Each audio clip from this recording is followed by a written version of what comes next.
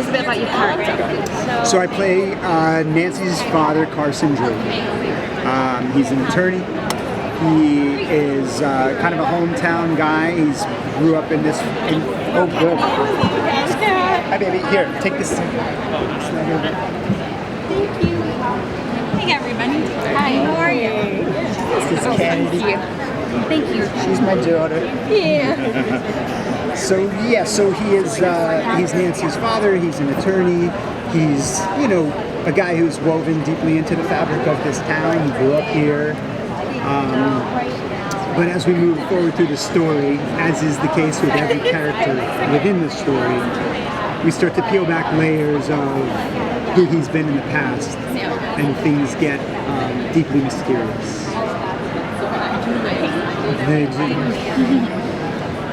But I think ultimately he's a person who's trying to be a good dad. They're reeling from the loss.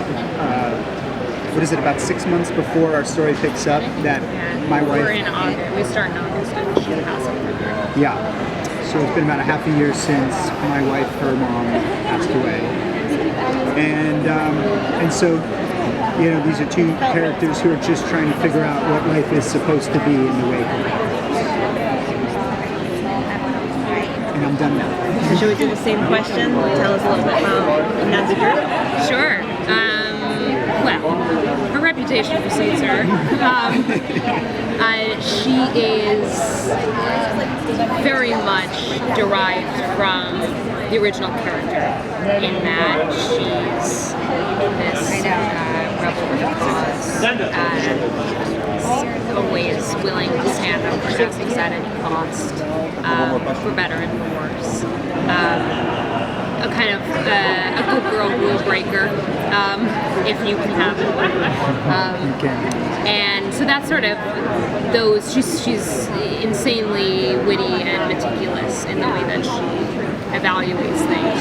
She's got a very quick motor, and that's all comes from the original iteration. But we're seeing her in a modern context where she's dealing with a little more trauma than we had ever really seen in her personal life, at least, than we ever really got to see in any other iteration thus far, especially in the original one. So we're seeing how that affects her, and kind of watching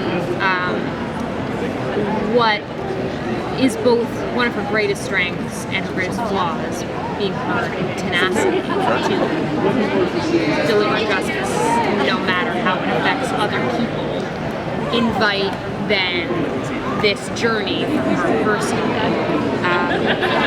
and how she navigates the fact that she's pushing people away, but really she needs them. So we're kind of getting to explore that in the modern world, and that's sort of that focus on relationships is one of the new things that we're really bringing to the table, allowing really complicated and frayed relationships to live in harmony. Yeah, I think that's I hadn't really thought about until you just said that, which is, the books were written in a simpler time, and so there was always a clearer delineation between these are the good guys and these are the bad guys, and those lines are far blurrier in life these days, and very much within our story, and so who the good guys are, who the bad guys are is murkier, but also doing the right thing sometimes can hurt people, and that's a big part of our story too. Yeah. I just wanted to say the Kennedy side because it sounded so good. I have a question with Kennedy. Were you a fan of the book growing up? Or? Oh yes, very much so. So my mother is an author, and she was a bookseller when I was growing up. And so we've always been very literary focused. I mean, I was growing up being read to every night for years and years and years and years and years, including Nancy Drew. Because also my mother, raised me, and my father as well, to be a very independent, self-reliant person, and presented a lot of literary characters that I don't know if anyone embodies that more. So yeah, the books for sure, the computer games as well. I played all of them as a kid and into college. knowledge. I mean, my current laptop has like I've got like probably 20 of the Nancy Drew games downloaded on them from before this all happened.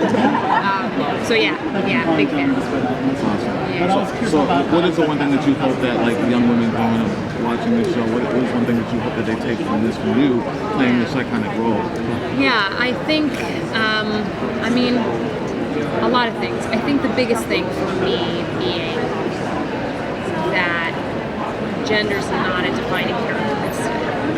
That Nancy is who she is because she's that person. You know, it's not, oh, she's doing all of this stuff, and she's a girl, how amazing. It's just she's doing this because she can, because she's capable, because she has these skills, because she has these desires, and she's not afraid to go and pursue them. And that I wish most of all that there's no even moment of realization that's like girls can do this too. It's just the building of the structure that people, no matter your gender or orientation of any which way, are capable of pursuing your desires. You know, so that would be nice. So I saw the first episode at San Diego Comic-Con, and it was great. And how do y'all feel about the paranormal aspect being brought into the series? I think it's fantastic. I love it. I mean, it's really fun to film. It's really, really fun to film. But I also think that I think it's the perfect elevation of Nancy's capabilities, because at this point, you know, you can only go so far seeing her master the tangible.